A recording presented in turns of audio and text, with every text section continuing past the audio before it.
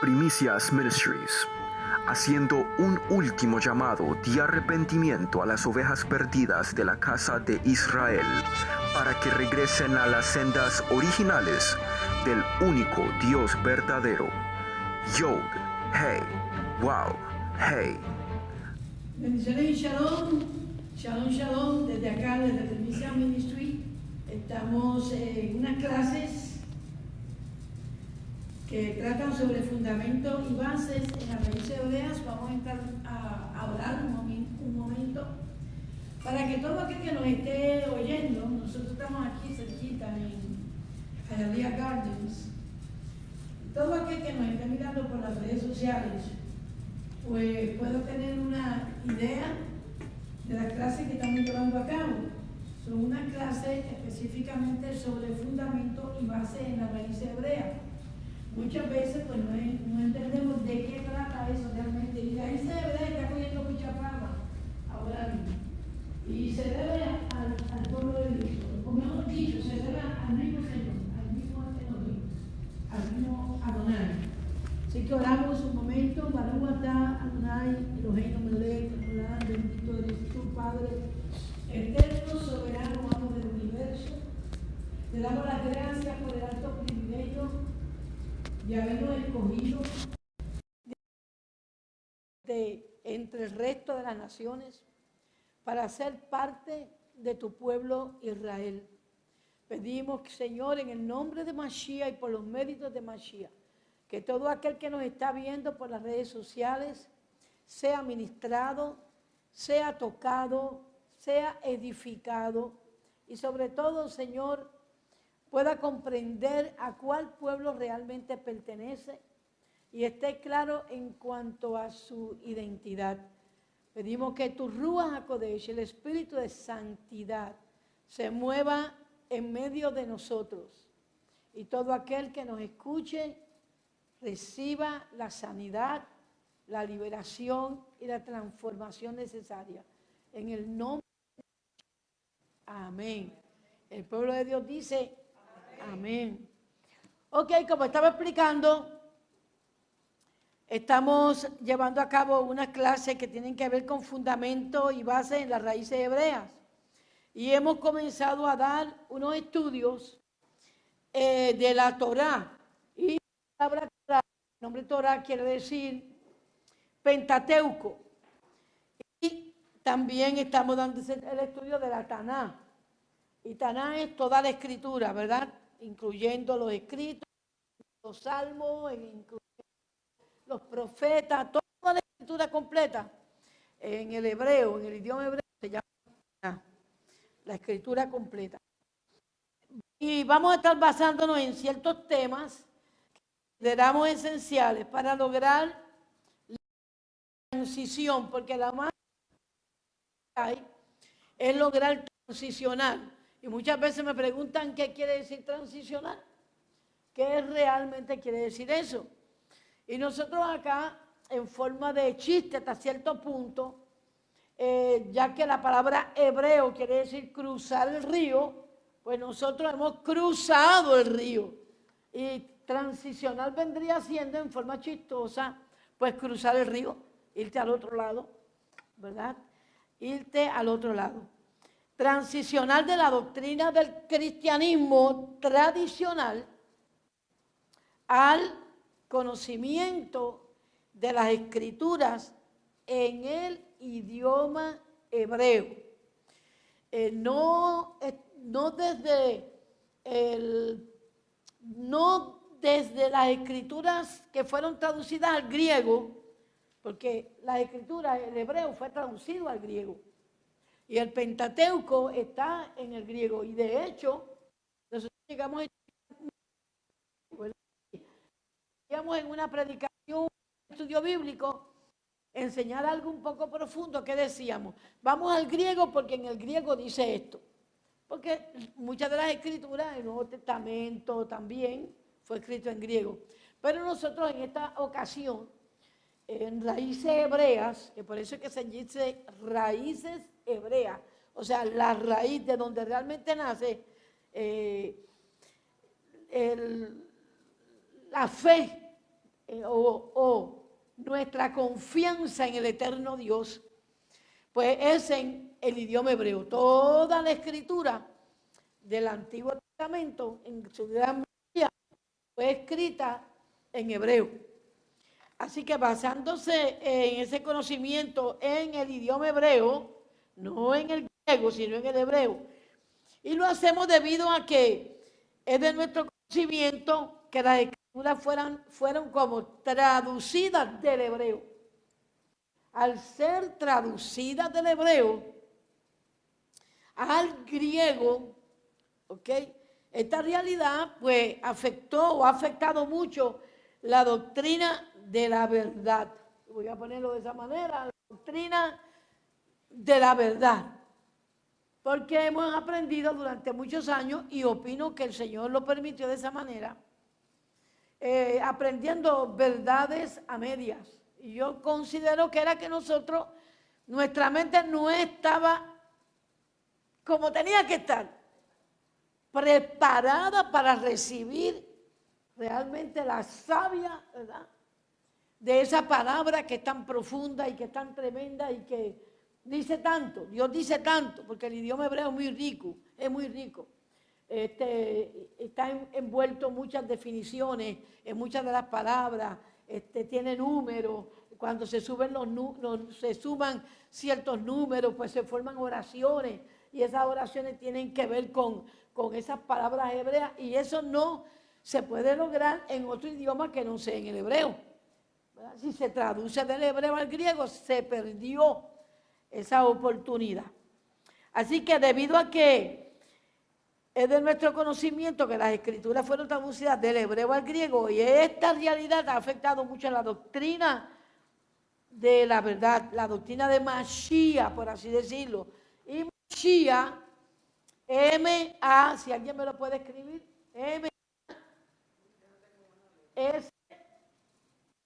M-A, pero lo hace usted.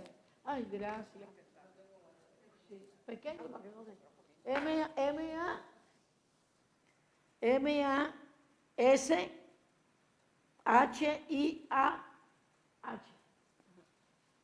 Mashiach, eso quiere decir el Mesías, eso quiere decir Mesías. También, ¿puede ponerlo? Mesías. Una rayita y le pone Mesías. También quiere decir Cristo. Y también quiere decir ungido. El ungido. Así que cada vez que usted escuche en nuestras administraciones, en nuestras predicaciones, en nuestras enseñanzas, en las parachá, usted escuche, gracias, Mashiach, ya usted sabe, el Mesías. Mashiach, ya usted sabe, Cristo. O Mashiach, ungido. Bien. Ahora, Mashiach quiere decir el ungido, y preguntamos, ¿el ungido por qué? Y sí me gustaría a los que están aquí ponerlos a pensar, ¿por qué la Escritura le llama el ungido? ¿Por qué es que se dice de el Mesías de Israel? ¿De qué se trata realmente? ¿Alguien puede contestarme? ¿Separado? ¿Quién más? El ungido. Mashiach, sí, está caliente, está caliente. ¿Qué más? Sabemos que se unge una persona cuando se le derrama aceite sobre la cabeza, ¿correcto? Dios ordena, Elohim, ordena que esa persona sea ungida con aceite. Y era un aceite específico, preparado de una manera específica, como Elohim había mandado. Y habían 3 personas a las cuales se ungían. ¿Quiénes son esas personas a las cuales que se ungían? Que era obligatorio ungirlas. El rey, el sacerdote. ¿Alguien más? Y el profeta.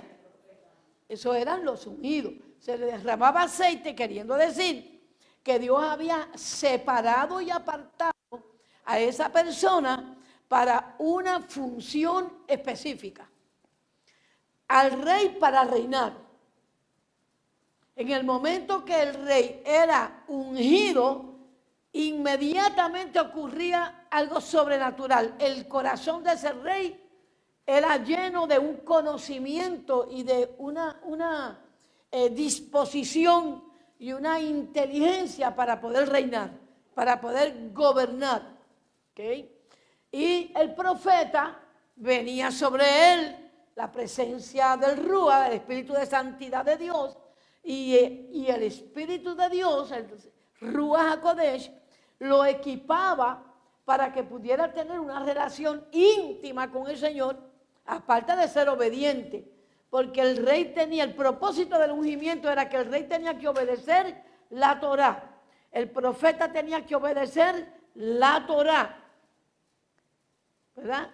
¿Y quién más era el otro? Y el sacerdote tenía que obedecer y enseñar la Torá. ¿Ha cambiado eso? No, no ha cambiado eso. Cuando Dios unge a una persona, derrama el aceite de la unción sobre el creyente, que es lo que sucede en Shavuot. Eso es lo que se festeja también en Shavuot, ¿verdad? Que viene la presencia del Altísimo y el Señor escribe la Torah en el corazón y reparte los dones. En el caso de Yeshua, se llama el ungido, ¿okay? El ungido, el Cristo. ¿Por qué? Bueno, porque fue ungido por el Señor para reinar. Por eso se le llama el ungido, el rey de Israel. Y eso es importante saberlo. Así que Elohim prometió un rey ungido que gobernaría sobre todas las naciones. Todas las naciones van a ser regidas, gobernadas por Yeshua HaMashiach. Porque Yeshua HaMashiach es el Mesías. Ahora mismo están surgiendo muchos Mesías por ahí. Pero nosotros tenemos la revelación de que sabemos que es Yeshua, no es otro ungido. Y ya es Yeshua el que viene. Los musulmanes dicen que será a través de ellos que viene Yeshua, o mejor dicho, a través de ellos que viene el Mesías, el ungido. Es lo correcto, a través de ellos. Los católicos dicen que vendrá por medio de ellos. Y los evangélicos dicen también que será por medio o en medio de nosotros que surgirá el Mashiach, Yeshua. Y las naciones o los políticos dicen que será por medio de ellos que surgirá un gobierno mundial y que ese líder que gobernará, que ustedes saben y se está hablando de eso, que va a aparecer pronto ese varón que va a gobernar sobre el planeta Tierra, pues ellos dicen que va a salir de entre ellos, de la política.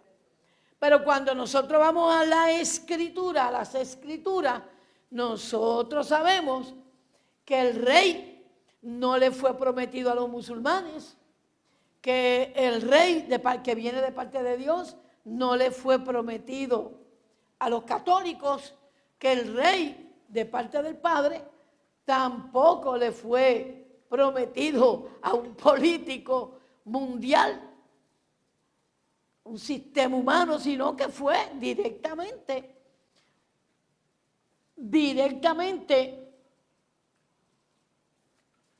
prometido a Israel. Así que nosotros no nos vamos a equivocar con eso, estamos seguros que es Israel. Y aquí es que comienza lo bueno, porque lo que estamos viendo actualmente es como una guerra. Usted dice, pero ¿qué es lo que está pasando? Tanta confusión y tanta cosa que está ocurriendo. Y es, amado, es que realmente la guerra que hay en los aires y en las atmósferas espirituales tiene que ver con esta pelea a nivel espiritual que se traen tanto a los musulmanes.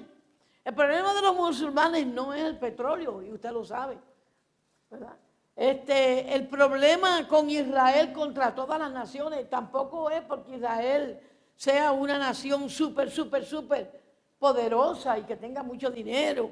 No, es simplemente Israel es un pedacito y el mundo está en contra de ahí. Entonces ya nosotros sabemos que es otra cosa, que se trata de que las naciones saben y que las escrituras dicen claramente que el rey que va a gobernar sobre todas las naciones va a ser un judío. Ese es el problema. Ese es el causante de todas estas peleas y estas guerras que hay detrás del telón.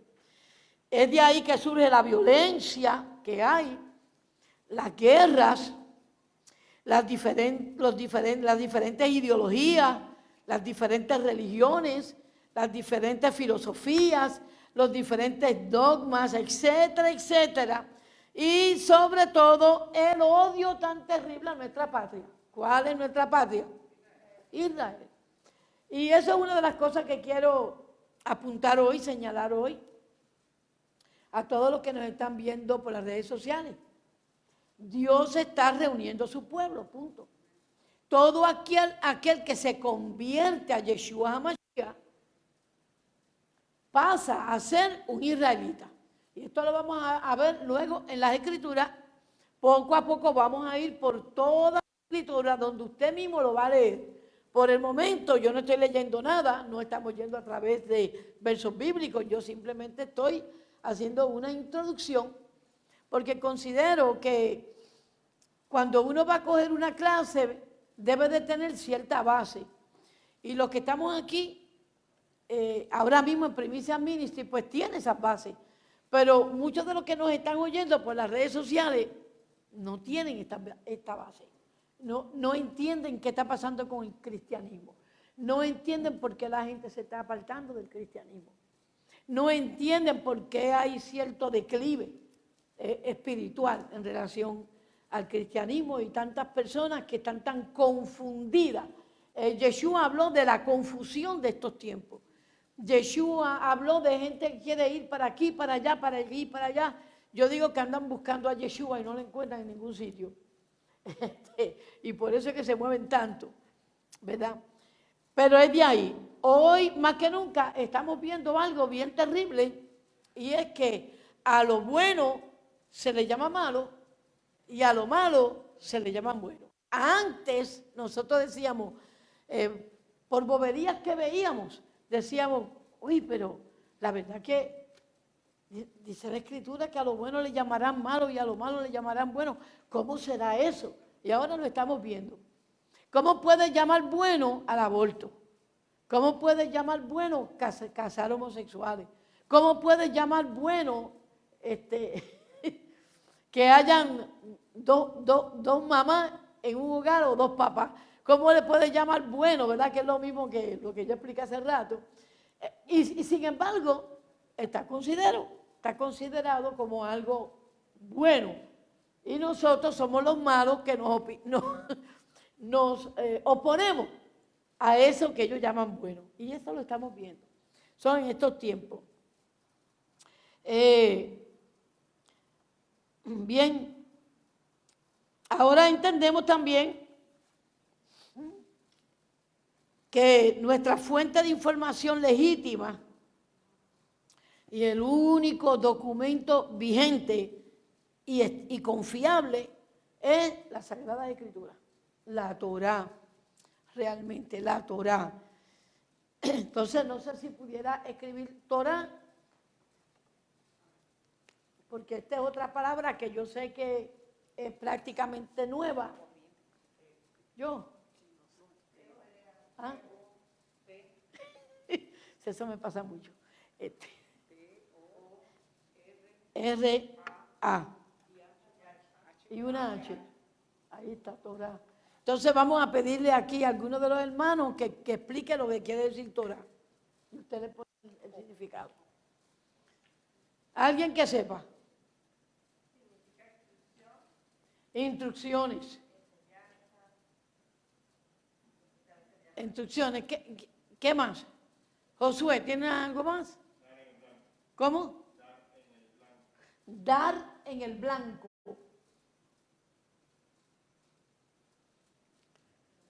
Fíjense que eso es lo que quiere decir Torah y es el Pentateuco, los primeros 5 libros de la Escritura.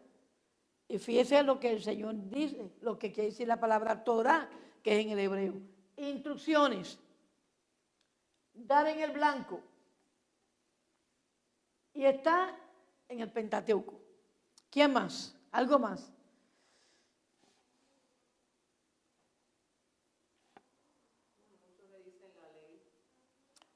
La ley, las leyes, la ley,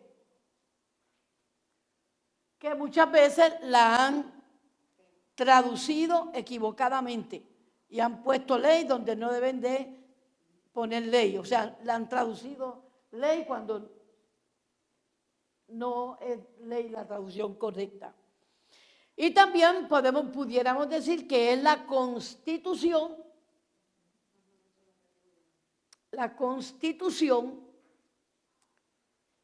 del gobierno o del reino del pueblo de Israel. La constitución. Por eso, hermano, es que no podemos decir que cuando vino Jesús o cuando vino Yeshua, que es la palabra correcta, y vamos a escribir Yeshua también, para que los hermanos, los que nos están viendo por las redes sociales, Y-E-S-U.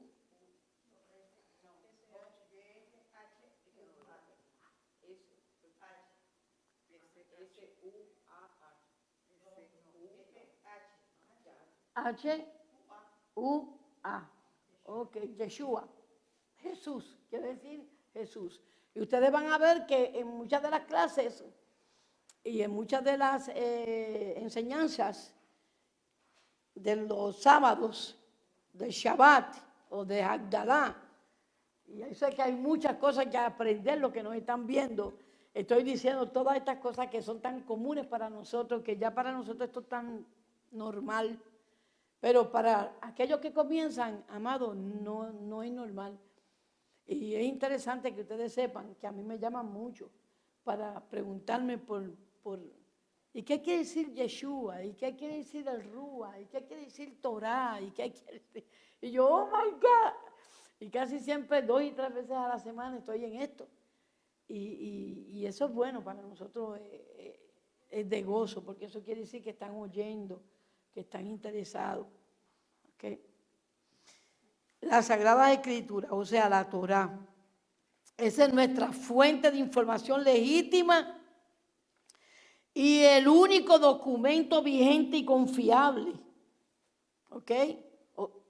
La Torá, la Sagrada Escritura. ¿Por qué? Porque fue Yahweh el único y poderoso Dios que entregó a Israel la Torá. Él fue el que le entregó. Es por eso que estoy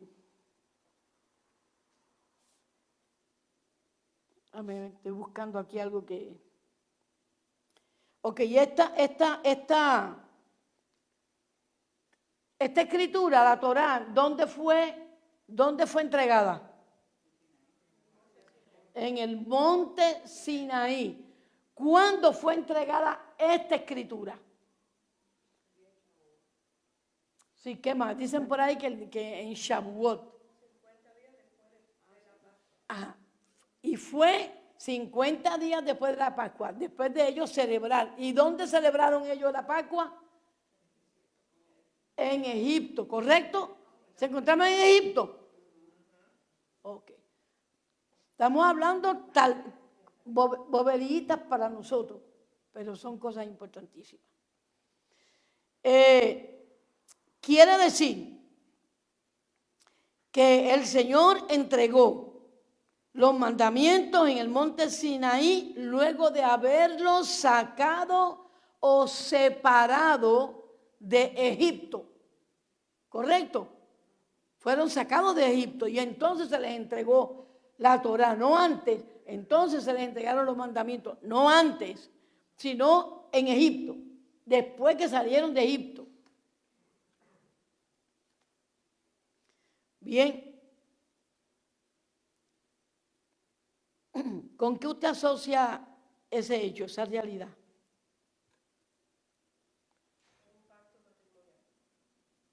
Un pacto matrimonial, está bien, ¿qué más?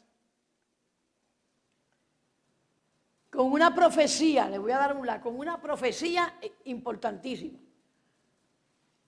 Y la profecía se encuentra en Oseas 11:1. Es una profecía que dice, de Egipto llamé a mi hijo. ¿Cuántos han escuchado eso? ¿Y cuántos sabían de lo que se trataba? De Egipto llamé a mi hijo. Porque para el eterno Yahweh, Israel era su hijo. E Israel se encontraba en Egipto. Por lo tanto, lo llama y lo separa. Lo llama de Egipto.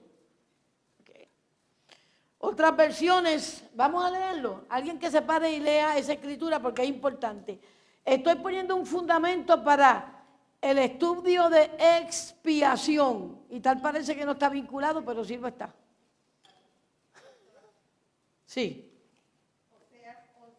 Ajá. Micrófono.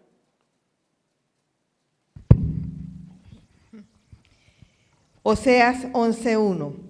Cuando Israel era muchacho, yo lo amé, y de Egipto llamé a mi hijo. Tremendo. Otra versión. Irene, usted que tiene una versión diferente.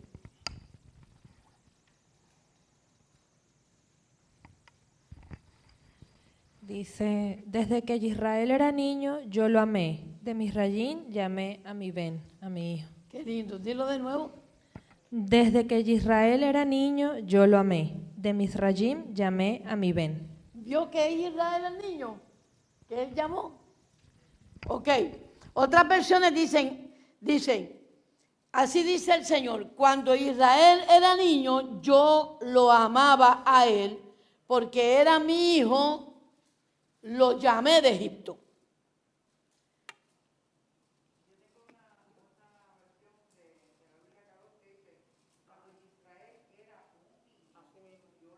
Ajá.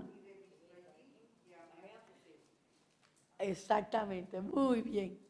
¿Ve? Pero se trata, eso se cumplió, sí. Cuando el Señor saca a Israel de Egipto, se cumple, pero después se cumple 2 veces más. Y por ahí es que vamos a ir. Se cumple en otra ocasión. Ok, vamos para Mateo capítulo 1. No, Mateo capítulo 2, alguien que me lea, del 13 al 15.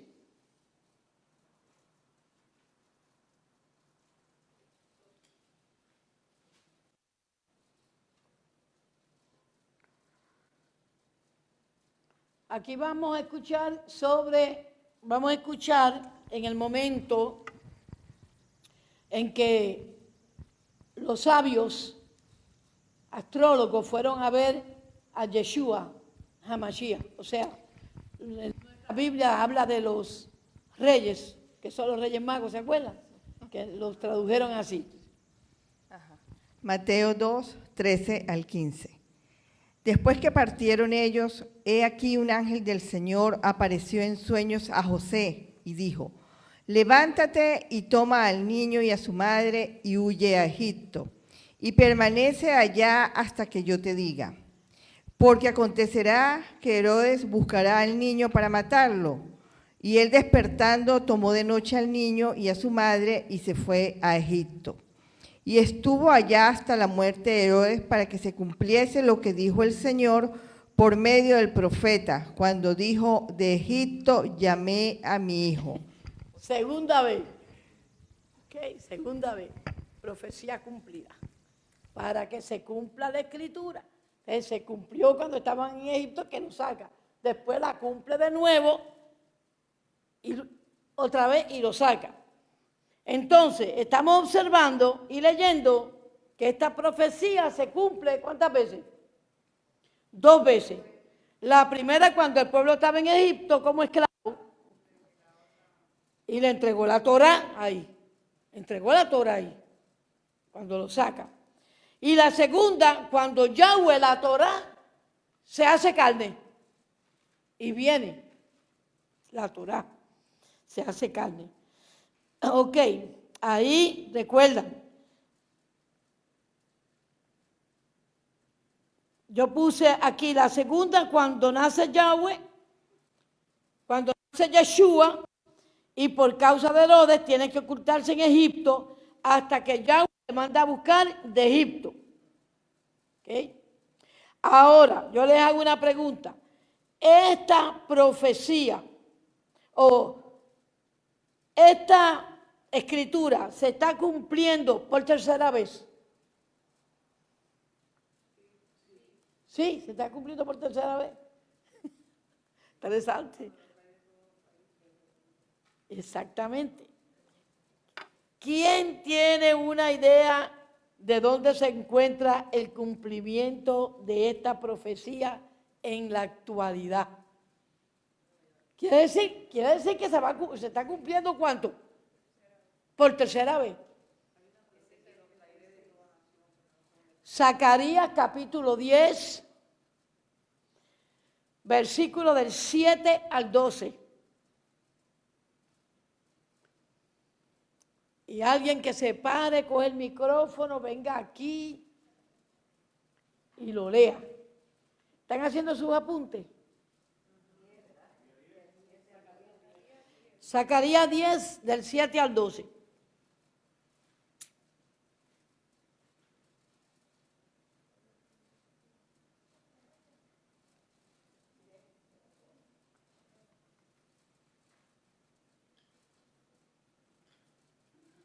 Rapidito. Voy a leerlo ya que nadie se mueve. Efraín será como un guerrero y se alegrarán como con vino. Sus hijos verán y se gozarán. Se alegrarán en Yahweh. Yo les silbaré y los reuniré, porque, dice, ahora, escucha ahora la palabra, porque yo los redimiré. Otra dice, los he redimido, y ellos aumentarán y seguirán aumentando como fueron antes. ¿De quién está hablando? De Israel. ¿Y quiénes somos nosotros? Los que estamos regados por el mundo entero. Israel. Okay. Y seguirán aumentando como fueron antes. Está hablando de Israel. Porque aunque yo los esparcí como semilla, y esto es interesantísimo,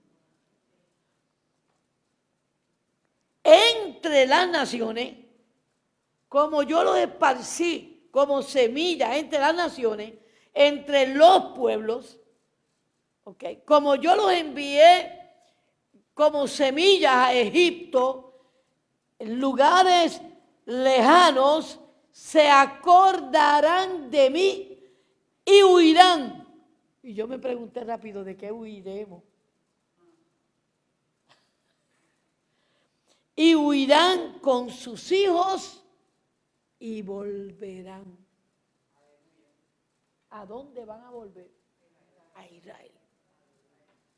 ¿Okay? Porque Dios nos esparció por el mundo, por todas las naciones, como semilla. Quiere decir, y semilla estamos hablando del ADN, porque en la semilla está el ADN.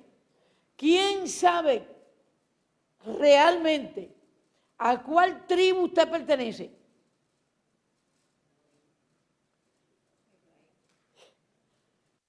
el único que sabe a cuál tribu usted pertenece, que cuando el Señor venga, va a decir, usted es de la tribu de Judá, usted es de la tribu de Asher, usted, y por ahí empieza el Señor a juntar su gente y empieza a llamarlas. Y es por eso que Raíces Hebreas es considerada no una religión, porque no tiene que ver con religión, tiene que ver con un llamado de Dios, con un mover de Dios. Dios está llamando a su pueblo y lo está haciendo de una manera muy sutil, como con un silbido.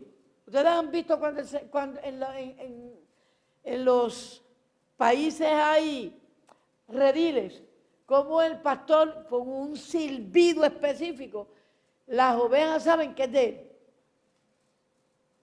¿Quién le gustaría añadir algo aquí a las redes sociales? Yo creo que se está recordando la identidad. Me parece que lo que está sucediendo... Está apagado. Yo creo que lo que está sucediendo es que a través de todo el mundo nos estamos dando cuenta de la identidad como pueblo de Israel. Cuando uno sabe de dónde viene, pues primero hay una crisis, pero ¿de dónde vengo? Yo no sabía que yo venía de aquí. Entonces te empiezas a identificar y cuando te empiezas a identificar te sientes verdaderamente quién eres tú. Y eso es lo que pasa. Hay una crisis de conocimiento, hay una crisis de búsqueda y a todas las personas les gusta saber quiénes eran sus antepasados. Correcto. Eso es una cosa que el Señor le ha puesto en el corazón de todos los seres humanos, quién eran tus antepasados. Pero cuando tú vas atrás y atrás y atrás y ves que hay un llamado de Dios, porque dice Él que los esparció por todo el mundo, ahí es donde nos damos cuenta, ahí es mi verdadera identidad. Ok, tremendo. ¿Quién quiere añadir algo más?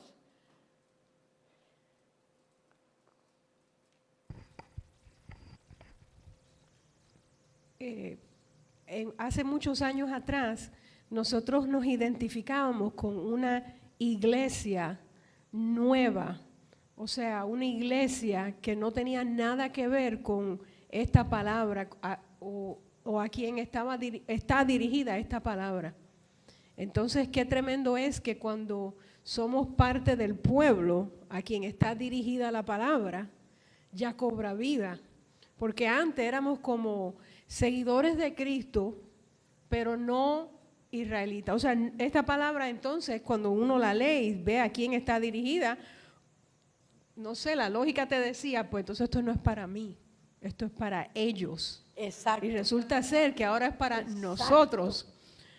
Y qué tremendo es que cuando uno abre la palabra, uno dice, wow, yo soy ese pueblo y me está escribiendo, está escribiendo el Eterno de mí y de nosotros, de nuestro pueblo. Correcto. Y como tú dices, como dice la pastora Elena, cuando yo leía la Escritura y yo veía que Dios hablaba tanto a Israel, todo era para Israel, yo decía, pero ¿y en dónde estamos nosotros? Siempre me hacía esa pregunta. Pero ¿y en dónde estamos nosotros? Y me iba para el Apocalipsis. Y en Apocalipsis entonces era peor porque decía, tanto de la tribu tal y tanta de la tribu tal. Y todo era Israel, Israel, Israel. Y yo decía, Dios mío, aquí no aparecemos nosotros por ningún lado. Y yo les estoy hablando de muchos años atrás, que fue de cuando Dios empezó mover, ¿verdad? Para el año 2000 prácticamente. Y ahí vemos. Entonces, acabamos de leer que dice que ellos huirán. Nosotros estamos huyendo. No es escrito, dice, cuando usted lee Zacarías, capítulo 10, del 1 al 12, te hablan y dice que ellos huirán. Yo silbaré y ellos huirán.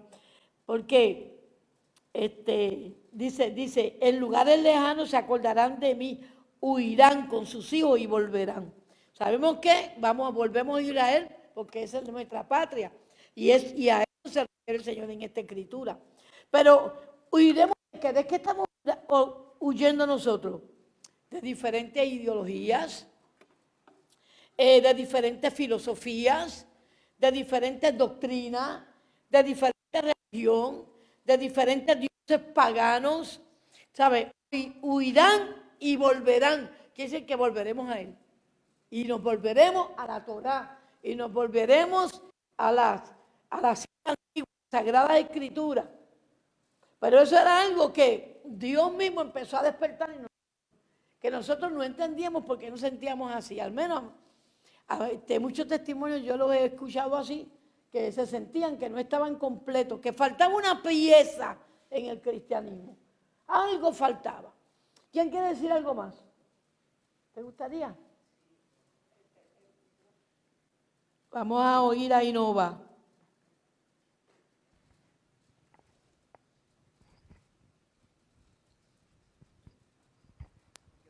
Sí, puedes venir aquí si quieres, no importa. No, está bien. Sí, exactamente, eso justamente lo que pasó conmigo.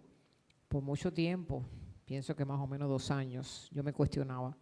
Iba a la iglesia cristiana, absolutamente, y reconozco que fui a varias porque buscaba algo que faltaba en mí, decía, pero cada vez que hablaban algo decía, pero yo voy a la Biblia a ver si esto está en la Biblia.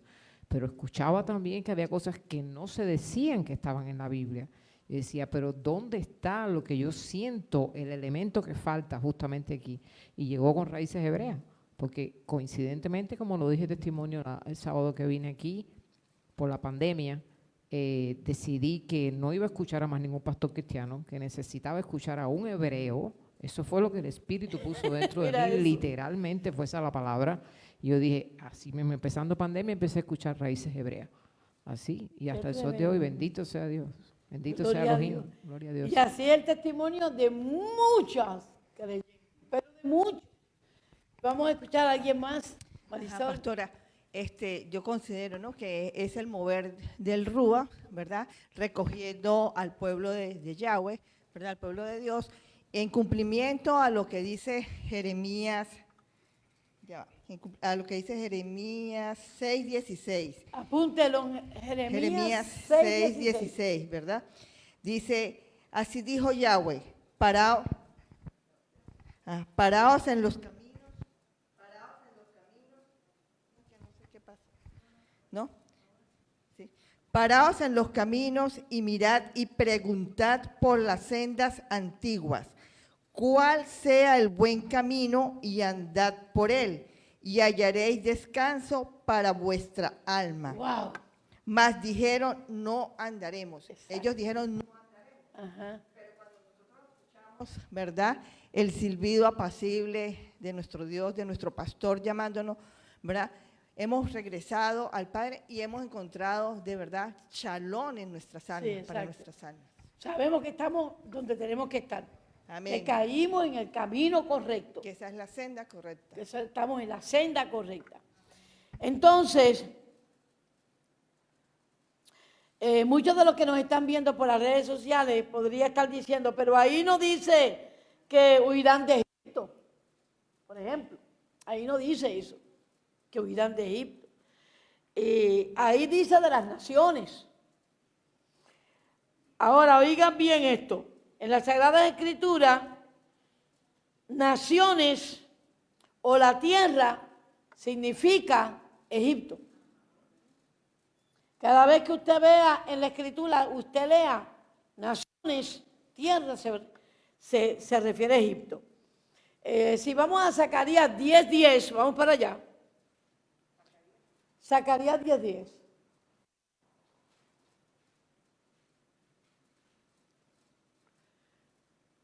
Un hermano que lo lea.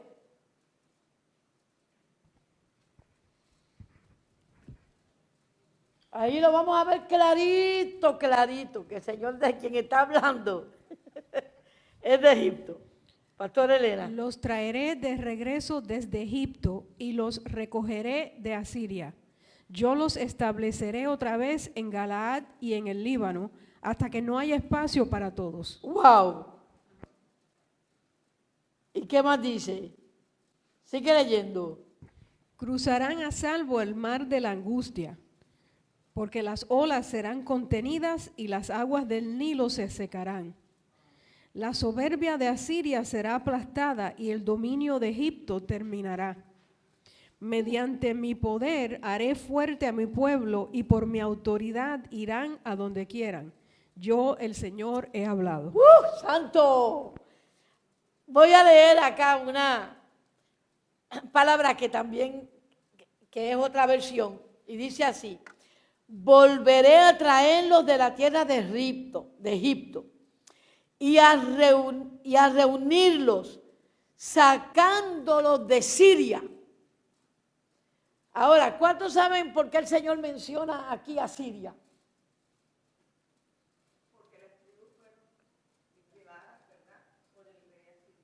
Ok, vamos a explicar esto un poquito mejor porque nos están viendo por las redes sociales y muchas personas que escuchan esto no entienden por qué el Señor usa esta palabra, Siria. No entienden por qué las ovejas fueron esparcidas, qué fue lo que sucedió, porque nosotros decimos que somos Israel, los esparcidos, y sería bueno que habláramos de esto porque es necesario para que ellos puedan entender raíces hebreas. Alguien que se pare aquí lo diga. Vamos. Voy a ir uno por uno. Voy a empezar. No quieren, porque si no lo hago yo.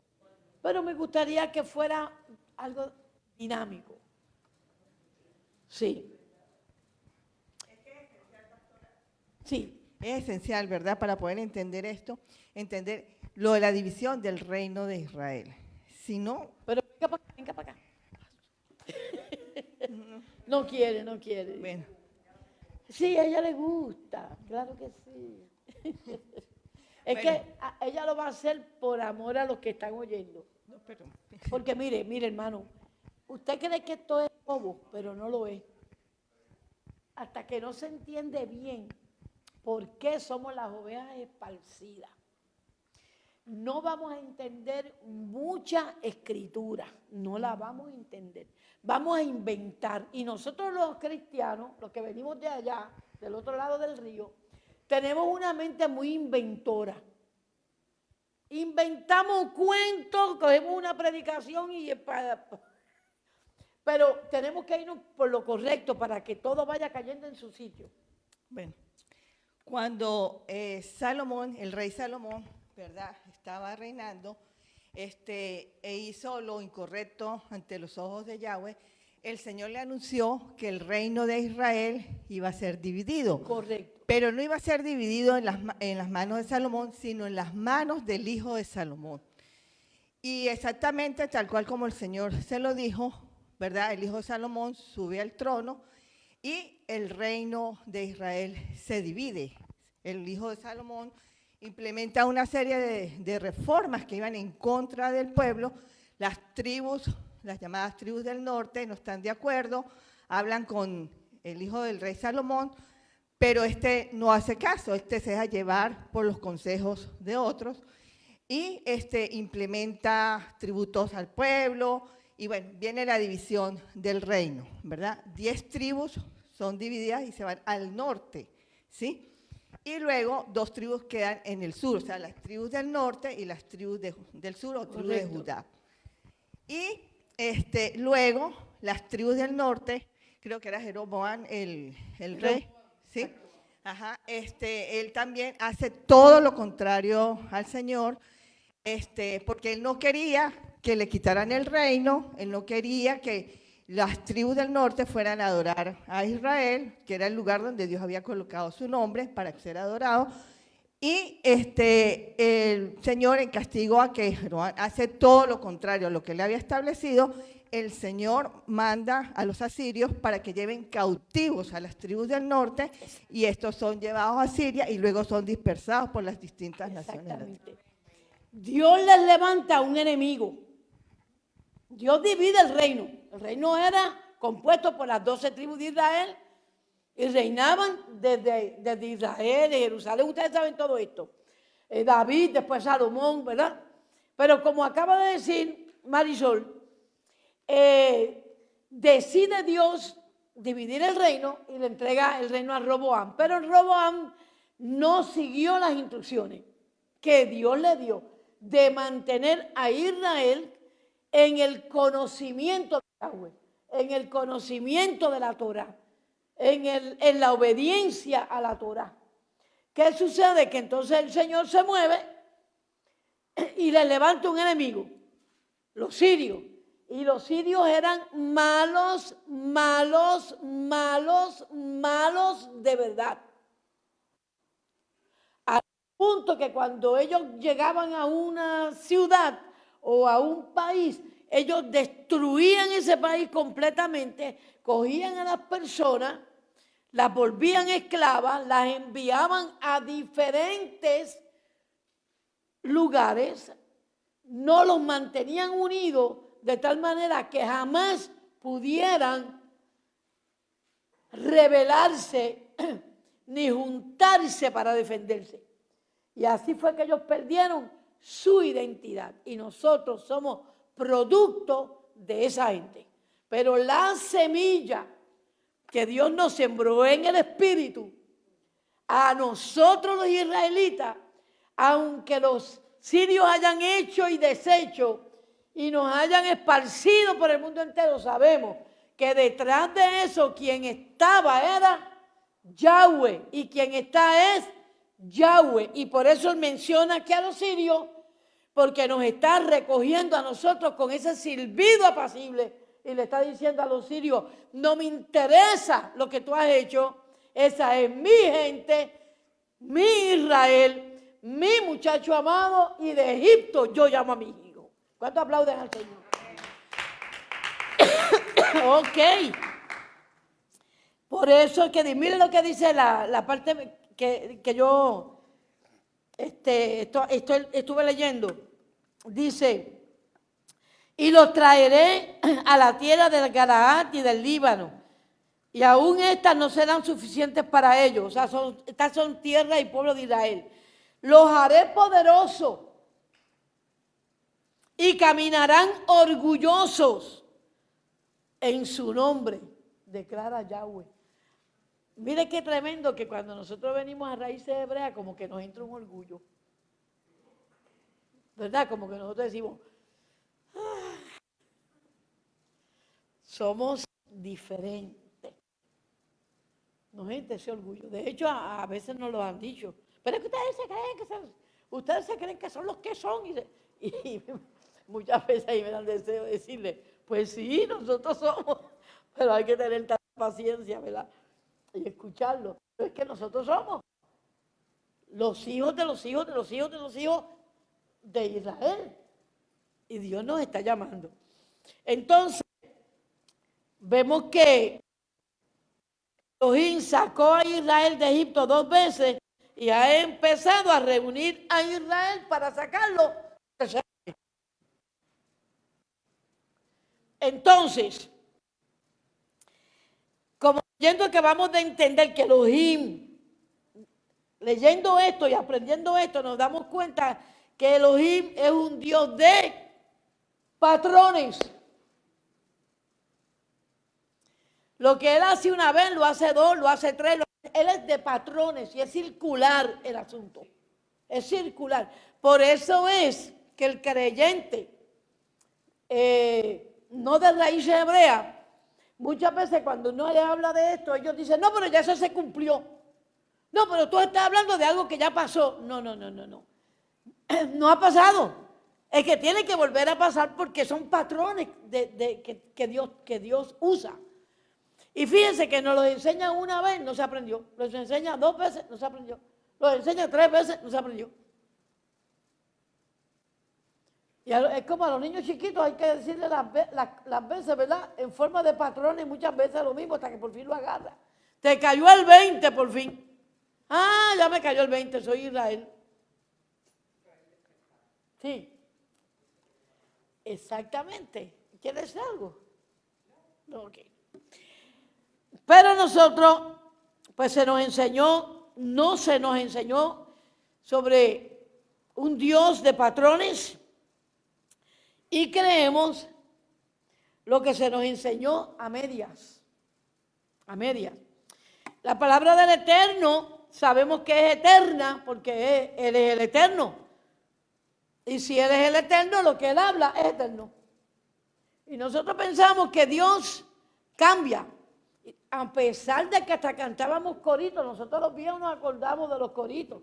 En Dios no hay mudanza alguna, ni sombra de variación, no hay Dios como tú, ni obra como tus obras, el mismo que fuiste ayer, eres hoy, será siempre. Recuerdo todos esos cánticos que eran hasta más claros que los que hay ahora mismo en el cristianismo. Iban más directos. ¿Verdad? Y sí, porque los coritos eran pura palabra. Y uno aprendía tanto. Y cuando uno estaba en crisis, se metía al baño, agarraba esos coritos, y hacía sin darse cuenta, te virá. salía del baño nuevecito. ¡Ay, qué bien me siento! ¡Ay, Dios mío, esos coritos me libertaron! No, muchachos, el agua que te tiraste arriba y la palabra que cantaste. Y Dios era tan bueno con nosotros. Yo vengo de un cristianismo sano, yo no vengo de un cristianismo corrupto de ahora. Yo vengo de un cristianismo donde se nos enseñó a no mentir, se nos enseñó a no robar, se nos enseñó a seguir instrucciones, a ser sujetos, sumisos a los pastores. Ahora hay un cristianismo muy extraño que ni yo entiendo. Sí, Biblia, oración y ayuno. Yo tenía un instituto y le llamábamos así, Instituto BOA. Biblia, oración y ayuno. Y lo heredé de allá, de Puerto Rico. Sí. Porque es la mejor manera de servir a Dios. Entonces, la palabra del Eterno, dije que es eterna porque Él es eterno. Por lo tanto, la redención ocurrió una vez, pero volverá a ocurrir. Y ahora es que yo quiero, hermano, que presten atención nuevamente, porque en el cristianismo nos enseñan que el Señor nos redimió y ya nos redimió. No nos vamos a perder, estamos en la gracia, la famosa gracia. Una gracia, hermano, que lo que realmente quiere decir es misericordia, y misericordia ha tenido Dios desde Génesis. La gracia no es nada de nueva, y esto es algo que nos han metido en la cabeza tanto, la gracia, no hay que hacer nada. Y usan la gracia para desobedecer los mandamientos, usan la gracia para no creer a la Torá, usan la gracia para eliminar el Antiguo Testamento, usan la gracia para hacer cuanta cosa hay y volverse a arrepentir de mentiras, porque si fuera un arrepentimiento genuino, pero nosotros sabemos que son arrepentimientos que no son verdaderos. Y el Señor sabe que somos así, por eso es que nos pone a ser tevilá, a ser purificados, a ser limpios. Ok. Pero esta palabra redención está bien ligada a expiación. ¿Correcto? ¿Habrá alguien por ahí que tiene alguna nota en su Biblia diferente? ¿Habrá alguien que quiera añadir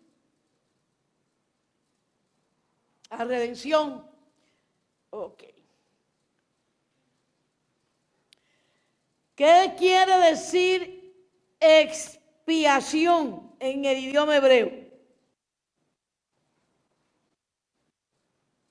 Porque de eso se trata esta clase de expiación.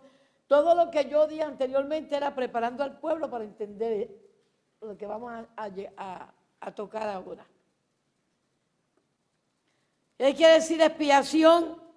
En el idioma del cielo, le llamo yo en el hebreo. Okay. Dígalo si quiere. Ok. Eliminación de la culpa o del pecado a través de otra persona o a través de un sustituto. O sea, el pecado de una persona queda eliminado porque otra persona asumió la culpa y pagó el delito. Eso es expiación. Para el pueblo de Israel o en raíces hebreas, aprendemos que la palabra expiación en el idioma hebreo es kippur, K-I-P-P-E-R,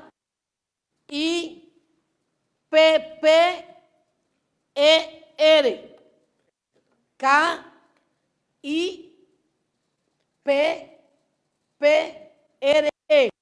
Y esta palabra quiere decir expiación en el idioma hebreo.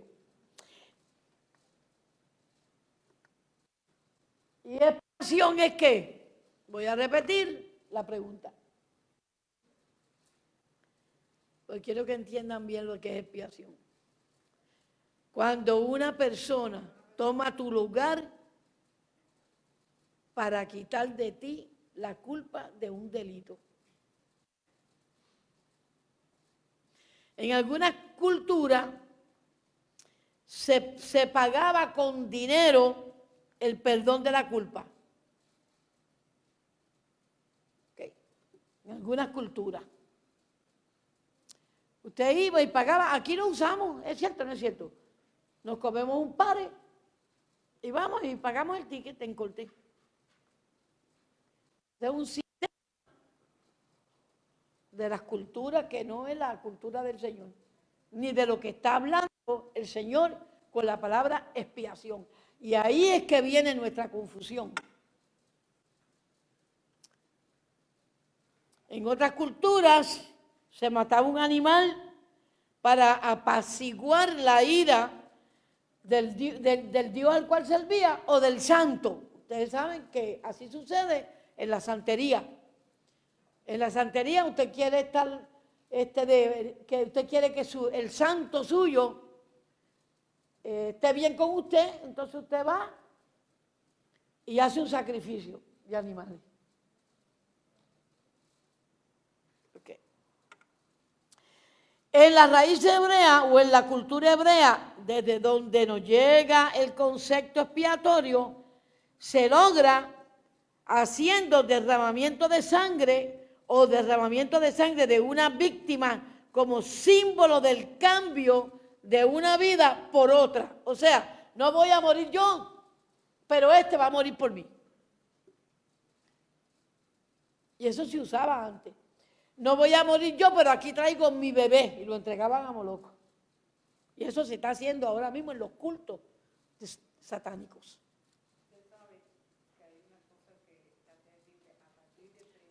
Hay que ponerlo, hay que oír. No se oye como quiera.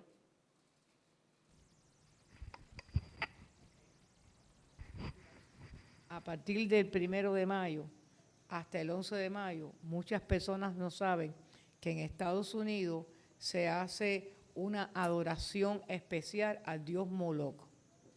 Y eso ocurre todos los años. Claro, que eso lo practican ¿quién? Los satánicos y las personas que están incluidas en eso. Entonces nosotros no podemos ignorar ese movimiento que hay en los aires y que todavía eso se sigue haciendo. Claro, yo no puedo decir que abiertamente se hacen sacrificios, pero si le están haciendo esa adoración al dios Moloch, claro, podemos pensar muchas cosas. Correcto. Y ahora mismo ustedes saben que hay el tráfico de niños, se sabe que se deben a los cultos, hermano, a los cultos a Moloch. O sea, esto no es nuevo, lo que yo estoy leyendo aquí no es algo que pasó, es algo que está pasando todavía, siempre ha pasado. Entonces, en este sistema de expiación se explica que Elohim mismo establece el método de derramamiento de sangre para restituir su relación con el ser humano. Por eso es que la gente se confunde tanto, porque Satanás tiene sus servicios, sus cultos muy parecidos al Eterno. Muy parecidos. Y ahí es que viene la confusión. Yahweh mismo establece que para descontaminar un objeto sagrado tenía que hacerse limpieza. Ustedes lo han leído en la Escritura, que cuando ellos iban a la guerra y venían con el botín, Dios le decía, lo que resista fuego me lo pasan por fuego. Lo que no resista fuego me lo pasan por agua. Y Dios mandaba a limpiar, por así decirlo, esas cosas que ellos habían ganado en las guerras. Sí, bueno, ustedes saben de que en una ocasión Dios prohibió que ese botín se tocara. Punto, ni lingotes de oro, ni tela, nada. No se podía llevar nada. ¿Por qué? Porque todas esas cosas habían sido dedicadas a los otros dioses.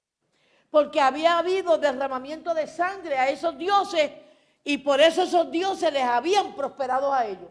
Por lo tanto, Dios no permitía que nada contaminado dedicado a otros dioses entraran en los hogares de los israelitas. Porque cuando usted se lleva algo que fue ofrecido a uno de los dioses de afuera, usted se trae adentro de su casa una contaminación. Por eso es que nosotros no podemos. Hay veces que uno entra y que si elefantes por aquí,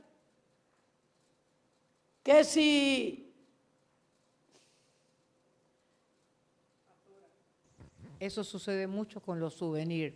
Cuando usted trae souvenirs de otros países, está trayendo cosas de cultura a otros dioses. Uno sencillo es Hawái. Exacto. Cuando usted entra a Hawái, todos en el aeropuerto le ponen su collarcito de florecita. Y eso ha sido dedicado a los dioses de Hawái. Exactamente. Y así pasa con todos los países.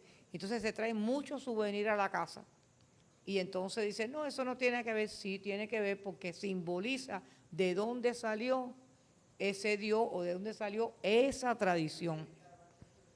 Y ahí sí, hermano, que mire, usted no lo puede pasar por agua porque se daña y no le puede poner fuego porque se quema. Así que a lo mejor no se lo deje poner si va a Hawái, ¿verdad? Si usted es conocedor de la Torah, porque yo sé de muchos cristianos que vienen con 4, 5 y 6 collares de eso. Y entonces, igual cuando nos regalan ropa, usted no sabe de quién es esa ropa. Hay que orar por esa ropa, hay que ungir esa ropa, hay que romper cualquier cosa que el Rúa le demuestre a usted descontamina esa ropa.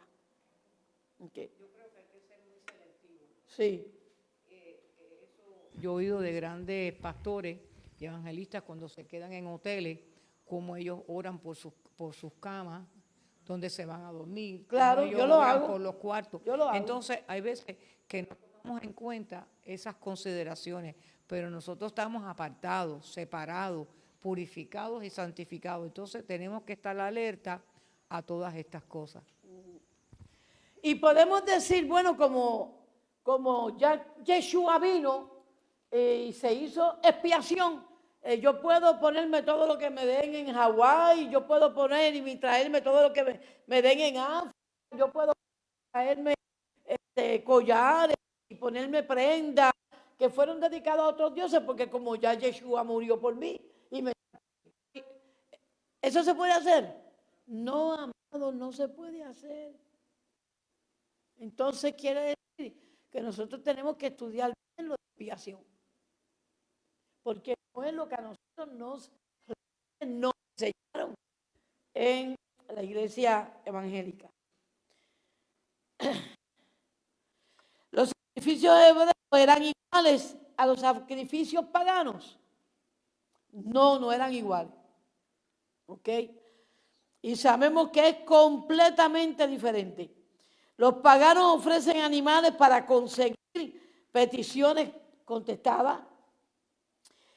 Por ejemplo, Dios, yo te doy esto porque tú me vas a dar esto otro.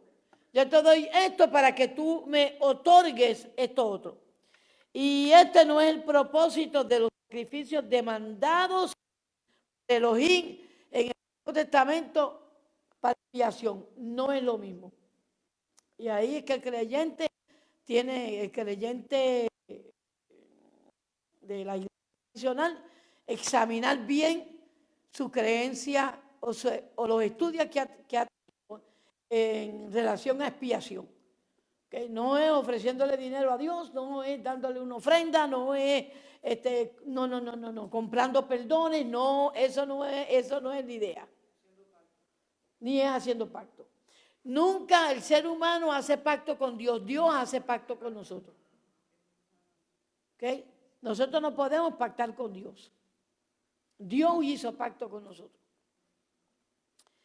Ok, los sacrificios hebreos no se trataban de que Yahweh quería las mejores ovejas del pueblo.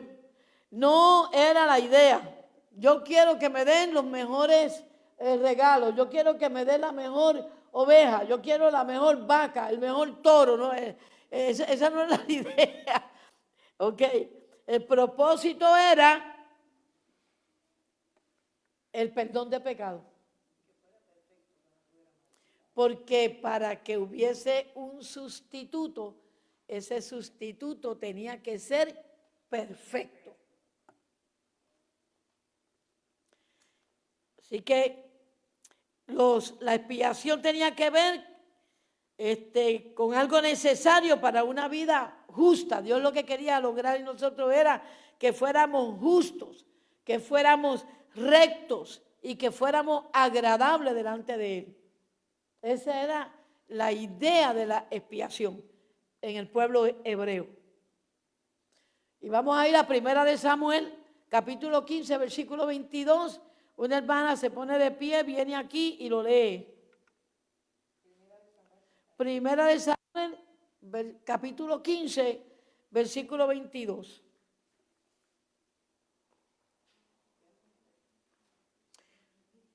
Rápidamente.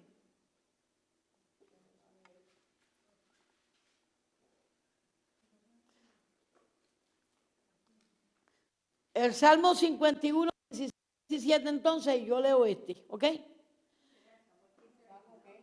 Salmo 51, 16, 17, y yo leo 1 Samuel 15, 22. Porque no quieres sacrificios, que yo lo daría. No quieres holocaustos. Realmente los sacrificios de Elohim son el espíritu quebrantado, el corazón contrito, o sea, humillado, triste, quebrantado, roto. Ese tipo de sacrificio no despreciarás tú, Elohim. Y ahora vamos a desglosar este hecho bíblico, que es tan importante. Porque aún los cristianos de este tiempo y aún nosotros en Raíces Hebreas no entendemos esto bien. Vamos a interpretarlo. Hay un sacrificio que es el que Dios quiere, que se va por arriba del sacrificio de animales.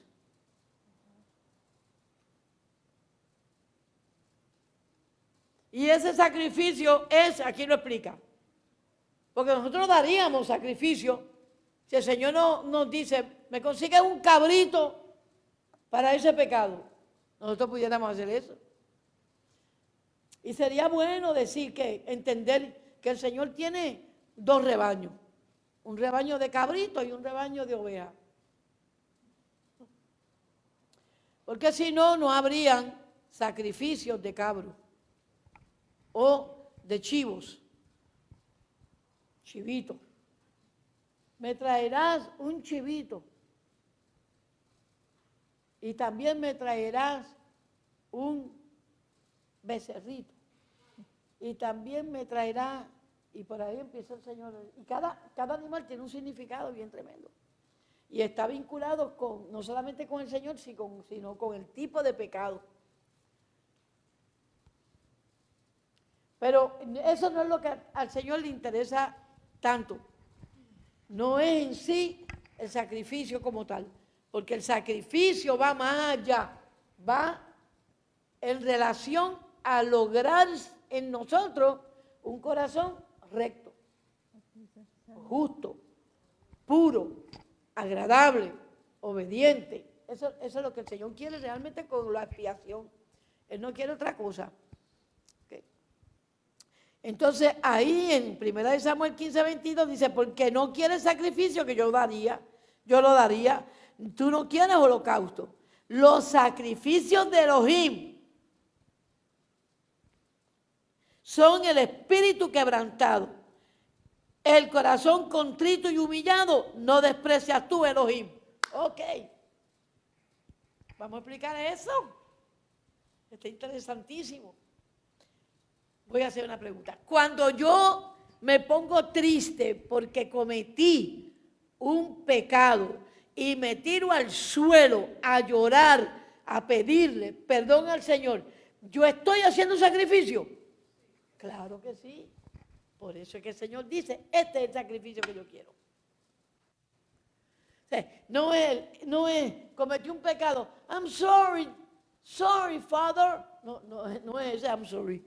Porque el sacrificio, tanto antes como ahora, tenía que ver con una expresión exterior de parte del pueblo. Pero el Eterno se empezó a fijar, creo yo, que la expresión exterior a veces no incluía un arrepentimiento genuino en lo interior. Por eso Yeshua, Jesús, criticó tanto a los religiosos por orar en público, por diezmar, porque eran todas expresiones exteriores, Exacto. pero no había un cambio en lo interior. Y el propósito no de era- la expiación es ese cambio. Exacto, de que el pueblo se vuelva a Él en obediencia. Correcto. Y eso no se logra siempre con cierto tipo de sacrificio. Por eso Dios dice, eso para mí es abominación. Exacto. Por eso el Señor también decía, este pueblo, ¿verdad? De labios me honra, pero su corazón está lejos de mí. O sea, no había, como dice, no coincidía lo que ellos hacían en el exterior con lo que en realidad sentían en el interior, porque no había verdadero arrepentimiento.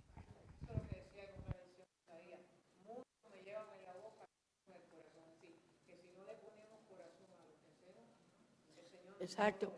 Por eso es que en la Escritura el Señor prohíbe que se lleve ofrenda de prostituta ramera.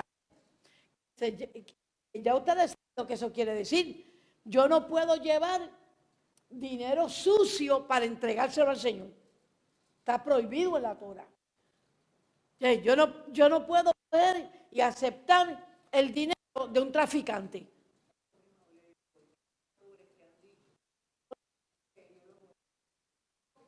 Así mismo, no. Sí.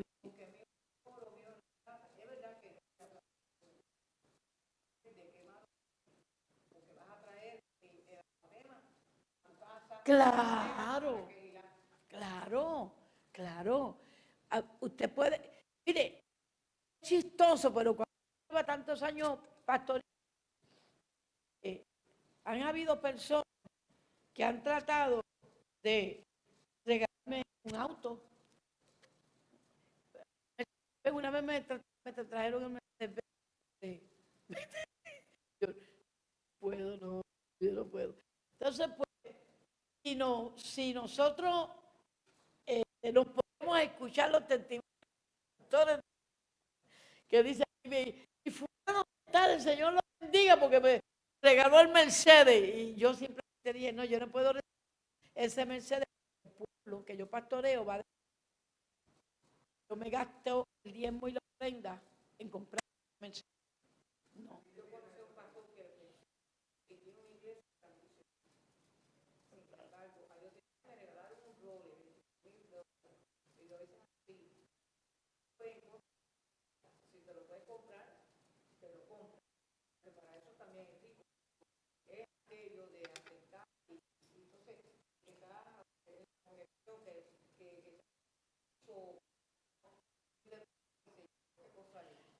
El Señor prohíbe el soborno a los sacerdotes. Nosotros no podemos dejar sobornar.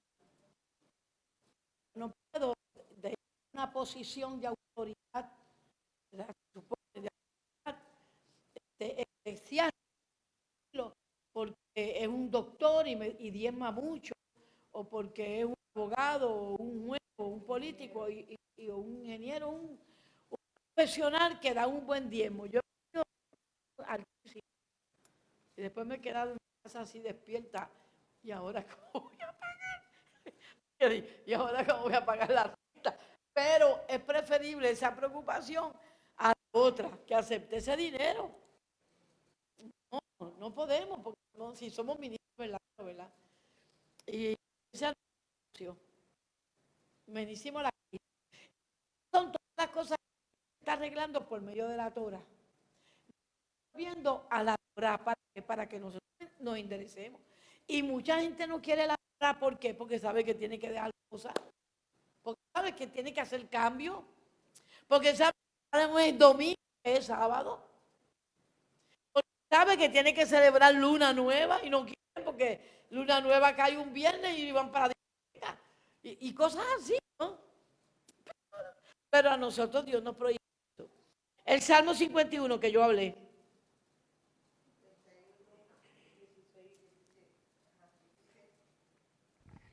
Porque no quieres sacrificio que yo lo daría, no quieres holocausto. Los sacrificios de Dios son el espíritu quebrantado, al corazón contrito y humillado no despreciarás tú, oh Dios. Ok, Salmo 51. Ah, sí. Ah, yo tengo aquí otra cosa. Puede ser que lo haya copiado mal. El sacrificio de los impíos es abominación. Quiere decir que un impío, cuando le ofrece algo al Eterno, no sirve. Es abominación para el Señor. Yo conozco gente que se creen buena. No, mas la oración de los rectos es gozo, es su gozo. Dios se goza cuando yo oro. Sin embargo, han habido antes, ahora no porque estamos en Torah, pero antes uno se portaba, hacía algo mal hecho y decía, no, este domingo me voy para el culto. Y este domingo voy a dar una buena ofrenda. Y eso para Dios es abominación. Tú no puedes hacer eso. Eso es una manipulación. ¿Cómo tú vas a manipular a Dios? Cuando ves que una persona se porta justamente, como en el caso de Cornelio, él envía una persona para que pueda recibirlo a él. En el caso de Cornelio, porque hay personas que hacen actos justos. ¿Y por qué no lo recibe? ¿Por qué envió a otra persona y él no lo llevó? ¿Qué fue lo que tú dijiste? Cornelio. ¿A quién le dio Cornelio las ofrendas y todo? ¿Por qué? Porque tenía que ser una persona justa, Sí. tenía que ser uno del pueblo de Israel. Ahora, yo no sé a quién Cornelio le daba las ofrendas y los diezmos, pero sí sé... Ahí vamos. Yo sí sé que Elena le daba ofrenda, no digo usted, no mal diezmo, pero sí sé que daba ofrenda. Y dice que actuaba con mucha piedad. Entonces podemos decir que Cornelio creía en el Dios de Israel. Y como Cornelio que cuando una persona podía darle ese tipo de ofrenda. ¿Entiendes? Dios no era que era un impío. Aquí Dice de Cornelio. Fíjese, aquí dice que Cornelio era un hombre piadoso y temeroso de Dios. Exacto. Con toda su casa y que hacía muchas limosnas al pueblo y oraba a Dios siempre. ¿Bien? Exactamente. Entonces, que era un hombre que creía en Israel. Lo que está diciendo ahí. No era israelita porque creía en Dios de Israel. Y él ocurrió que encima de eso era porque Yeshua fue a pertenecer al pueblo. Por eso él dice, yo soy. Okay. Vamos para Proverbios 15:8.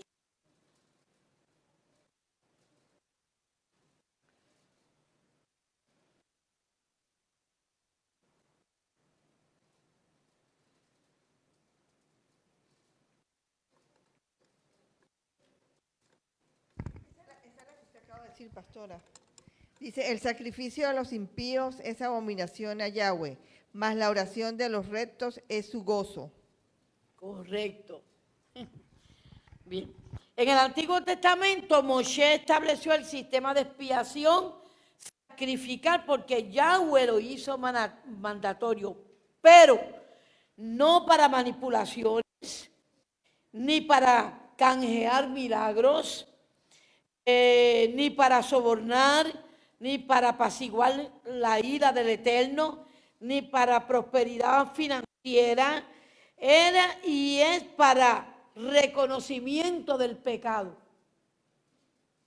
Esos cuentecitos que ustedes oyen por ahí, envíe, ¿verdad?, una ofrenda para que usted reciba de parte del Eterno.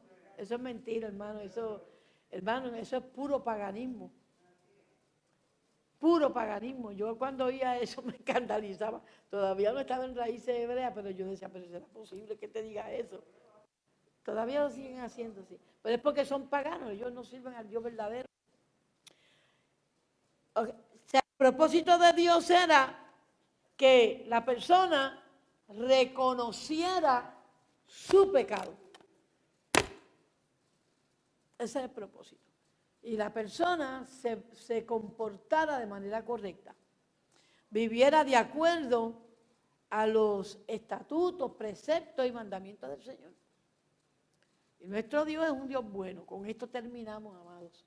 No sé si alguno quiere decir, hacer algún comentario. Sí. ¿De qué? Estaba diciendo que si alguno, con esto concluye la clase, si alguno de ustedes, de los que están aquí presentes, oyendo esta clase sobre expiación, pues la continuará el miércoles que viene el pastor Santo. El que continuará. Si desean ustedes hacer algún comentario de esta clase, lo pueden hacer ahora. O alguna pregunta. No hay ninguna pregunta, todo está claro. Todo entendió. Rosa, ¿entendiste? Sí. Eddie, ¿entendiste? ¿Para qué la expiación? Es importante. Expiación, ¿cuál es el propósito de expiación? Sencillo.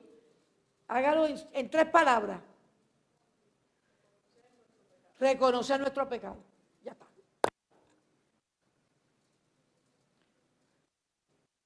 ¿Para qué el Señor pedía expiación? Para que reconociéramos nuestras faltas. Una vez vino Yeshua, el Cordero que quita el pecado del mundo, ¿verdad? Nosotros aprendimos algo bien tremendo y me acaba de venir a la memoria sobre la expiación. Cuando en los tiempos del tabernáculo, cuando el israelita traía el animal para la expiación, lo llevaban, entraba, yo no soy experta ni he estudiado mucho, pero en las clases últimas que tomamos, pues aprendimos que había como un lugar privado, secreto. Y es interesante porque la expiación o el sacrificio se hace para el Eterno y en una relación íntima.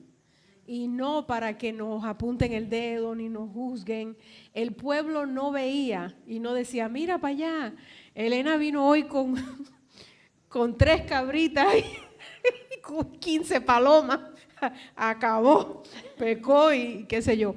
Eso siempre fue algo entre el sacerdote y el Eterno. Correcto. O sea, el israelita se lo traía al sacerdote y el sacerdote se lo presentaba al Eterno. Y eso, de la forma que fue hecho el templo y el tabernáculo anterior a eso, no era para que el pueblo viera cuánto sacrificio trajo cada hermano. Y me vino a la memoria y me gusta eso porque al igual que Yeshua, siempre hay una compasión y una consideración con el pueblo. Que O es sea, bien que había especial. una privacidad. Exacto.